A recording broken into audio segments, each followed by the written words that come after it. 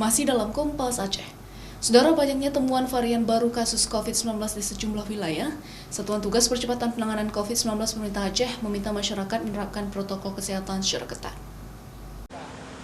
Selain menganjurkan masyarakat untuk melakukan vaksinasi, juru bicara Gugus Tugas Percepatan Penanganan COVID-19 Pemerintah Aceh meminta masyarakat agar terbiasa dengan kebiasaan baru, menggunakan masker 2 lapis.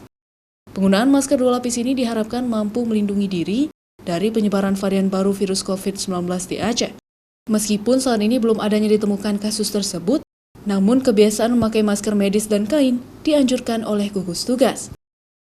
Menggunakan masker kalau bisa 2 lapis, di dalam menggunakan masker medis atau masker bedah, di luar menggunakan masker kain, sehingga filtrasinya 2 lapis, kemungkinan untuk bisa tertembus material virus corona itu bisa minimal mungkin. Selain itu, dari 49 sampel kasus positif COVID-19 di Aceh yang telah dikirimkan ke Litbangkes Jakarta, belum memiliki hasil, sehingga masyarakat diminta tetap waspada dan jangan lengah akan penyebaran COVID-19 di Aceh.